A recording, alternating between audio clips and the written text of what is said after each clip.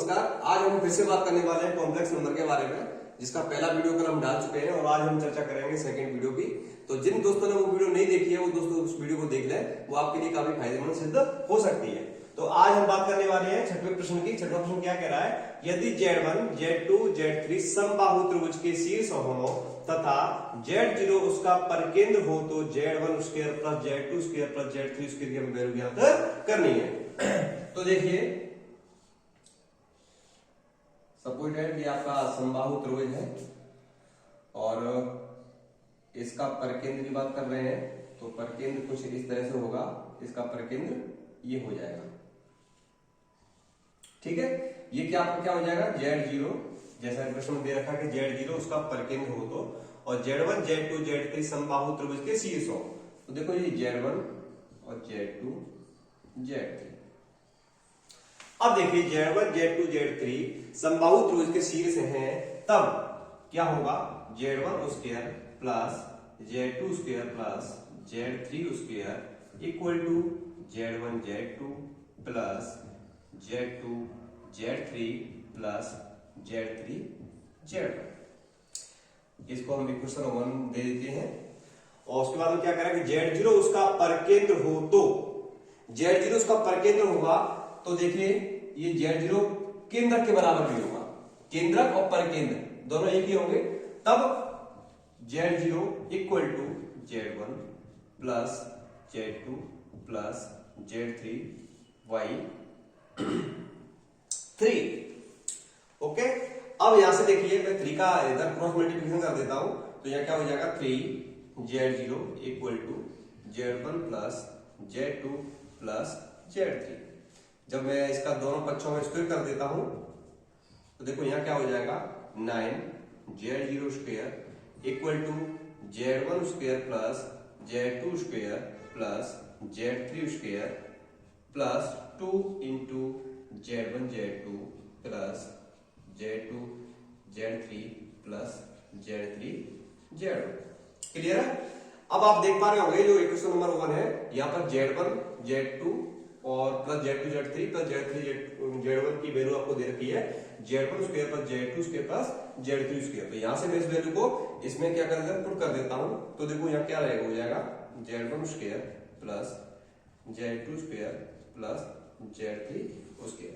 अब यहाँ इसकी मैं वैल्यू पुट करूंगा तो यह क्या हो जाएगा, Z1 square plus Z2 square plus Z3 square, और 2 पहले से है और एक हमारे पास पहले से है, तो यहाँ क्या हो जाएगा, 3Z1 square plus Z2 square plus Z3 square हो जाएगा। और सामने क्या दे रखा है आपका, 9Z0 स्क्वायर।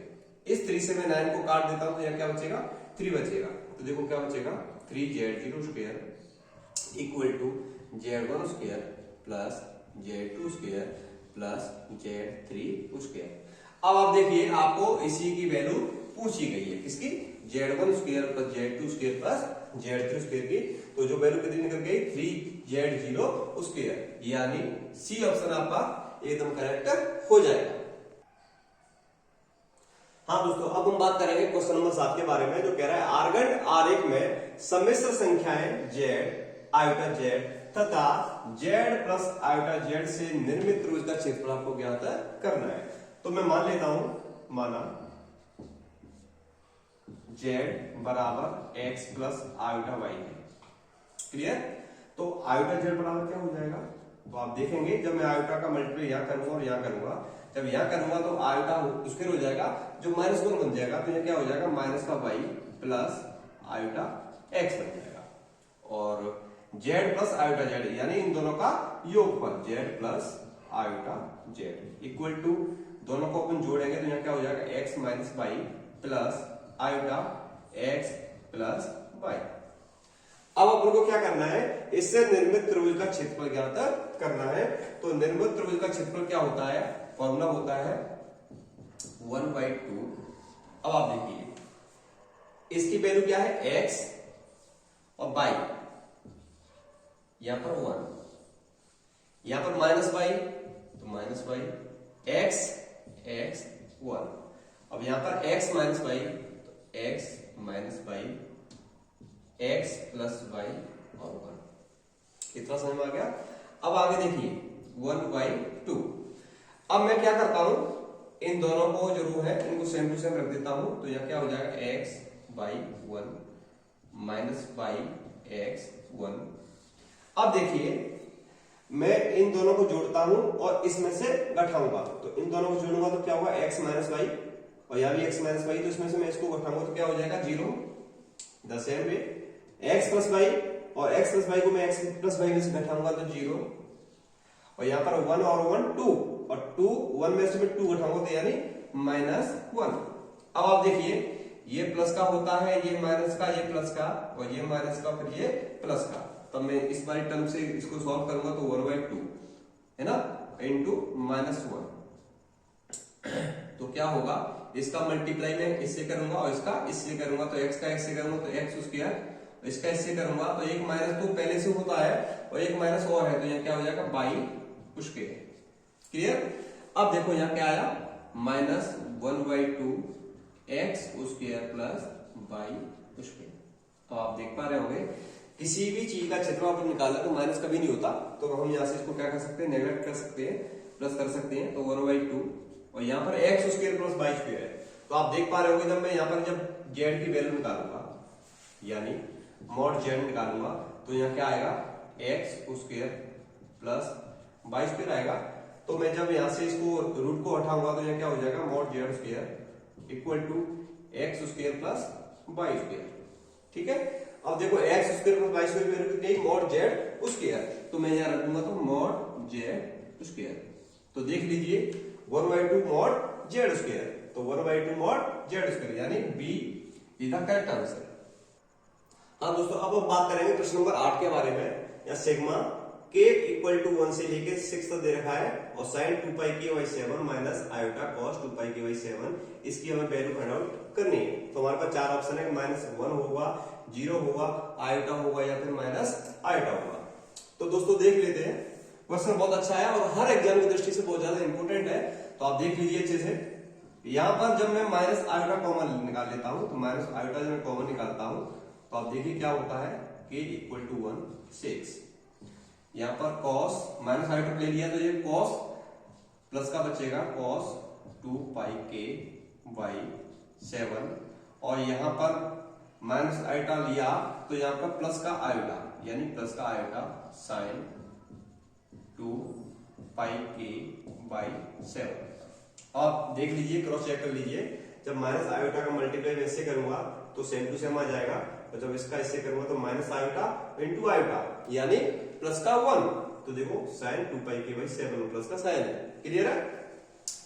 अब आप देखिए minus iota sigma k equal to 1 से 6, इसको मैं क्या लिख सकता हूं, a की पावर आयोटा 2πk/7, क्योंकि e की पावर आयोटा थीटा बराबर क्या होता है, cos theta plus iota sin theta. तो देखिए cos theta plus iota sin theta, तो थीटा की जगह हमने क्या रख दिया 2πk/7। अब आप देखिए इसको minus iota sigma k equal to 1 से 6, और जब मैं इसको क्या करता हूं, अब मैं इसकी वैल्यू पुट कर देता हूं तो हमारा शॉर्ट पड़ जाएगा। देखिए जरा, यानी k बराबर 1 रखूंगा तो क्या आ जाएगा, e की पावर आयोटा 2π/7 प्लस, जब k इक्वल टू 2 रखूंगा तो e की power iota 4π/7 plus dot dot dot plus, जब k बराबर 6 रखूंगा, यानी यहां पर k की जगह 6 रखूंगा तो 6 12 हो जाएगा, यानी e की पावर आयोटा 12π/7। अब आप देख पा रहे होंगे ये क्या है, एक गुणोत्तर श्रेणी है। क्या है, गुणोत्तर श्रेणी है। यहां पर गुणोत्तर श्रेणी के योगफल का फॉर्मूला क्या होता है, a इंटू, मैं यहां लिख देता हूं, क्या होता है a इंटू 1 माइनस r की power n upon 1 minus r, ये होता है। तो देखिए यहां पर a की वैल्यू क्या दे रखी है आपको, a की वैल्यू दे रखी है e की पावर आयोटा 2π/7, 1 माइनस r की पावर n। जब मैं इसमें r की वैल्यू निकालूंगा तो इसमें इसका डिवाइड करूंगा तो क्या आएगा, e की पावर 2π/7। आयोटा भी आएगा। ठीक है, कि पावर n, यानी यहाँ पर कितना आएगा, n की वैल्यू कितनी 6, तो 6 का जब मैं इससे मल्टीप्लाई करूंगा तो ये कितना हो जाएगा 12 हो जाएगा। कितना हो जाएगा 12 हो जाएगा। मैं अच्छे से लिख देता हूं, ये आयोटा हो गया और ये 12 अपॉन 1 माइनस आर, इसका मतलब 1 माइनस e की power iota 2 pi by 7। Clear है। अब देखिए आप माइनस आयोटा, अब मैं इसका मल्टीप्लाई अंदर कर देता हूं तो यहां क्या हो जाएगा e की power iota 2 pi by 7 minus, अब इसका मल्टीप्लाई मैं इससे करूंगा तो देखो 12 पाई पहले से है और 2 पाई और पहुंच जाएंगे, क्योंकि हमें पता है e की power x multiply by e की पावर y बराबर e की पावर x प्लस y हो जाता है। तो इस तरीके से यहाँ क्या हो जाएगा e की पावर आयोटा 12 और 2 यानी 14, और 14 में 7 का डिवाइड करूंगा तो 2, तो e की पावर 2 पाई बटे 1 माइनस e की पावर आयोटा 2 पाई बाई 7। अब देखिए आप, इसको मिटा देता हूं, इस यांग में इधर कर देता हूं। मैं क्या करता हूं, इस माइनस का भी अंदर मल्टीप्लाई कर देता हूं, तो देखो यहां क्या हो जाएगा आयोटा और माइनस का मल्टीप्लाई करूंगा तो ये वाली टर्म आपकी प्लस की हो जाएगी, तो e की power iota 2 pi minus e की power iota 2 pi by 7 upon 1 minus e की पावर आयोटा 2 पाई बाई 7। अब देखिए यहां पर e की पावर आयोटा थीटा को हम क्या करेंगे, cos theta plus iota sine theta में कन्वर्ट करेंगे, तो आप यहां क्या आएगा, यहां पर आएगा cos 2 pi plus iota sine 2 पाई। अब देखिए इसकी वैल्यू क्या हो जाएगी, 0 हो जाएगी, क्योंकि साइन 2 पाई की वैल्यू 0 होती है। तो आपके पास क्या बचेगा, cos 2 पाई बचेगा, और cos 2 पाई की वैल्यू कितनी होती है, 1 होती है।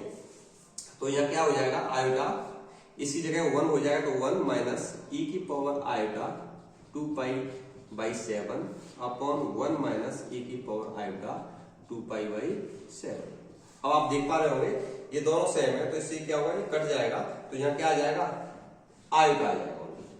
तो देखिए ऑप्शन में ऑप्शन नंबर सी। हाँ दोस्तों, अब हम बात करेंगे क्वेश्चन नंबर 9। यदि mod z1 equal to mod z2 equal to dot dot dot zn का मॉड 1 के बराबर है, तो हमें इसकी वैल्यू फाइंड आउट करनी। तो हमारे पास 4 ऑप्शन दे रखे हैं, तो हम देख लेते हैं। देखो यदि मॉड z1 इक्वल टू 1 दे रखा है, तो मैं यदि z equal to x plus iota y है, तो इसका मॉड कितना होगा, आप देखिए मॉड z कितना होगा, x square plus y square बराबर 1 दे रखा है। ठीक है, तो आप देख पा रहे होंगे, मैं यहां से एक बार लेके देख लेता हूं z1 इनवर्स, ठीक है, या z इनवर्स ले लेता हूं, तो उससे क्या होगा, सारे एक साथ क्लियर हो जाएंगे। तो देखो यहां पर z बराबर x प्लस आयोटा y है, तो z इनवर्स कितना हो जाएगा, 1 अपॉन z होगा, इसका मतलब 1 upon x plus iota y। ठीक है, अब मैं क्या करूंगा, ऊपर नीचे x माइनस आयोटा y का क्या कर दूंगा, मल्टीप्लाई कर दूंगा। तो यहां देखो क्या हो जाएगा, x माइनस आयोटा y हो जाएगा, और नीचे क्या हो जाएगा आपका x square plus y square हो जाएगा, जिसकी वैल्यू आपको कितनी दे रखी है, 1 दे रखी है, तो इसका कोई इंपोर्टेंस ज्यादा नहीं है। इसका मतलब z इनवर्स बराबर कितना आ गया, x माइनस आयोटा y। ठीक है, अब देखो जरा x माइनस आयोटा y, तो जब z इनवर्स, इसका मतलब z इनवर्स कितना आ रहा है, x माइनस आयोटा y। तो यहां देखिए यहां पर मॉड z इनवर्स कितना आएगा, मॉड z इनवर्स आएगा आपका root x square plus y square, कितना आएगा, x square plus y square. और जो मॉड z की वैल्यू थी, यानी मॉड z की वैल्यू कितनी है, और z इनवर्स मॉड की वैल्यू दोनों की समान हो गई। तो आप देख पा रहे होंगे, यहां पर मैं क्या कर सकता हूं, इस वाली टर्म को ले लूंगा, तो ऊपर को मैं क्या करता हूं, एज इट इज कर रखता हूं, z1 z2 plus dot dot dot plus zn का मॉड, और नीचे क्या हो जाएगा, यहां पर देखो z इनवर्स का मॉड है ना, तो जेड इनवर्स का मोड मतलब ये क्या हो जाएगा, Z1 बार के बराबर हो जाएगा और ये Z2 बार प्लस Z3 बार प्लस Zn का बार। क्लियर है? अब देखो जरा यहां पर क्या है, mod Z1 plus Z2 plus dot dot dot Zn, और यहां पर इनका सबका बार लगा हुआ है तो इस बार को हम ऊपर भी कर सकते हैं। जैसे यदि x बार प्लस y बार है तो ये x प्लस y के बार के बराबर होता है। ठीक है, तो यह क्या हो जाएगा, Z1 plus Z2 plus dot dot dot Zn का होल बार। अब आप देख पा रहे होंगे यहां पर Z यानी मॉड Z की वैल्यू कितनी आ रही थी, 1 आ रही थी, और यहां पर Z इनवर्स मॉड की वैल्यू कितनी आ रही थी, इसकी वैल्यू 1 आ रही थी। ठीक है, तो देखो ये दोनों समान हुए कि नहीं हुए, तो ये क्या हो जाएगा, जब हम इसमें भाग देंगे यानी समान होंगे तो कितना आ जाएगा, 1 आ जाएगा। तो देख लेते हैं हमारा जो बी ऑप्शन है ये तो करेक्ट आंसर हो जाएगा। ठीक है दोस्तों, ये रहे आज के हमारे प्रश्न। चूंकि वीडियो बड़ा हो रहा है इसलिए हम इसको वीडियो को एवन करते हैं। अगर आपकी किसी प्रकार की क्वेरी है तो कमेंट बॉक्स में दे सकते हैं। बाकी का मेरी मेल आईडी है धर्मप्रकाश त्यागी @gmail.com, आप अपना मैसेज यहाँ छोड़ सकते हैं। धन्यवाद।